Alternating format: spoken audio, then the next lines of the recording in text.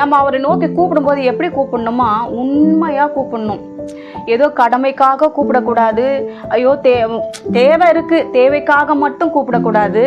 இல்லை வெறும் ஏதோ ஒரு நோக்கத்தோடு கூப்பிடக்கூடாது. உண்மையான இருதயத்தோடு அன்போடு கூப்பிடணும். கர்த்தர் சொல்லியிருக்கிறாரு, உங்கள் முழு பலத்தோடும் முழு சிந்தையோடும் முழு ஆத்மாவோடு என்னை நோக்கி கூப்பிடுங்கள்னு சொல்லியிருக்கிறாரு. உள்ளான ஆழத்திலிருந்து உண்மையாய் அவரை நோக்கி கூப்பிடணும். ரெண்டாவது, சமீபத்திலிருந்து கூப்பிடணும்.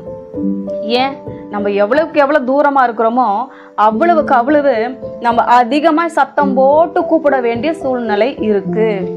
பக்கத்தில் நின்னா வந்து கண்ணீர் வடித்து பொறுமையாக அழுது, ஆண்டவரே எனக்கு இப்படிப்பட்ட சூழ்நிலைன்னு கூப்பிடும் பொழுது ஆண்டவர் வந்து நம்ம சத்தத்தை கேட்பார்.